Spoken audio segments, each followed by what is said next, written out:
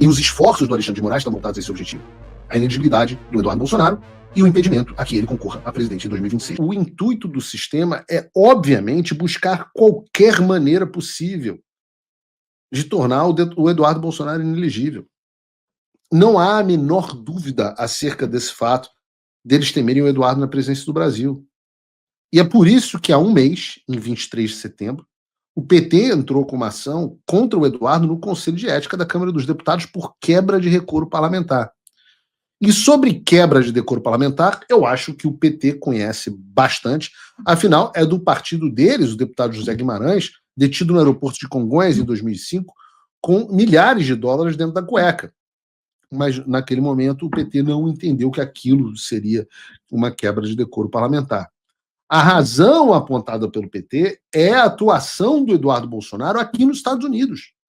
Segundo eles, o Eduardo tem se dedicado de forma reiterada a difamar instituições do Estado brasileiro, com especial virulência contra o Supremo Tribunal Federal e seus ministros, além de, abre aspas, buscar influenciar autoridades do governo estadunidense.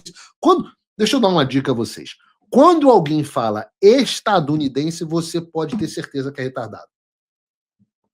Assim, estadunidense, você está aqui o seu atestado de retardo mental. Então, influenciar a autoridade do governo estadunidense a imporem sanções contra integrantes do STF, da PGR, da Polícia Federal e represar as investigações que envolvem seu pai e correligionários. Essa, então, seria a razão pela qual o PT pediu a cassação do mandato do parlamentar Eduardo.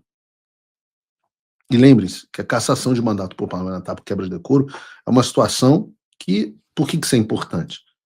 Porque ela geraria inelegibilidade por 8 anos. E aí você faz as contas e entende que o objetivo era, mais uma vez, tornar Eduardo Bolsonaro inelegível. E é interessante, eu volto a dizer, interessante que o PT considere isso quebra de decoro parlamentar e peça que o Eduardo seja condenado à perda de mandato. Ora, não foram os advogados do Lula que foram ao Reino Unido buscar apoio internacional contra as decisões do Tribunal Regional Federal da 4ª Região? Não foi o agora ministro, na época advogado do Lula, Cristiano Zanin, que acionou o Comitê de Direitos Humanos da ONU contra as decisões de um juiz federal brasileiro? Não foi a Gleisi Hoffmann, a ex-presidente do PT, que gravou um vídeo para Al Jazeera pedindo apoio dos árabes para libertar o Lula e anular uma decisão soberana da justiça brasileira? Nessa época não tinha soberania, não tinha... Isso não era considerado abolição violenta do Estado de Direito. Não era coação, não era quebra de decoro parlamentar. As pessoas acham que você tem memória, que vocês nasceram ontem, que a memória das pessoas é ruim. Mas a internet lembra de tudo.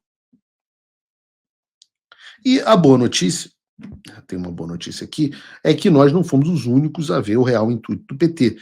Afinal, ontem, o Conselho de Ética da Câmara arquivou o processo sobre a cassação do mandato do Eduardo por 11 votos a 7.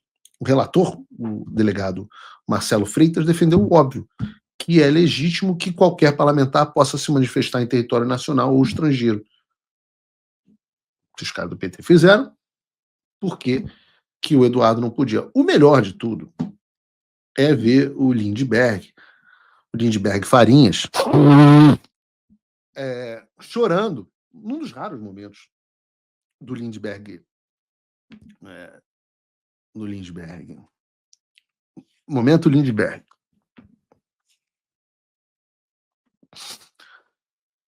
Chorando no X, porque eles não conseguiram caçar o Eduardo. Segundo ele, já foi iniciado o processo de recolhimento das assinaturas necessário para recorrer à decisão do Conselho de Ética e levar à votação plenária da Câmara. Mas eu não sei, Lindbergh. Quando eu vejo você fazendo esse tipo de coisa, eu sinto que algo não cheira bem. Algo não cheira bem, viu, Lindbergh? Eu tenho a leve impressão que vocês não ganharão a votação no plenário. Esgotada a via da Câmara dos Deputados, a via que parece, portanto, restar é a mesma via que nós tratamos ontem aqui, que é utilizada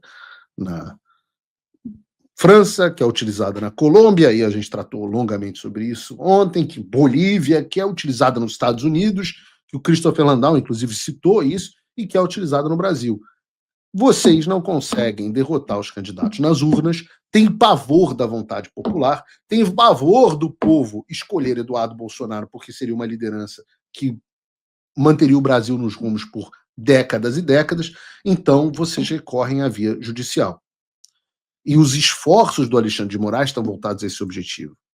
A inelegibilidade do Eduardo Bolsonaro e o impedimento a que ele concorra a presidente em 2026. Neutralizaram o pai deixou o filho como sucessor, como verdadeiro sucessor, e Alexandre está desesperado para tentar fazer isso valer. Não está bom o prognóstico, Alexandre. Não está bom o prognóstico. Pela via judiciária está difícil, porque Eduardo foi sábio e veio para os Estados Unidos, e pela via da Câmara foi para o espaço. É difícil quando... É bem mais difícil, eu sei, Alexandre, é bem mais difícil quando o seu adversário não faz acordos caracu a todo momento.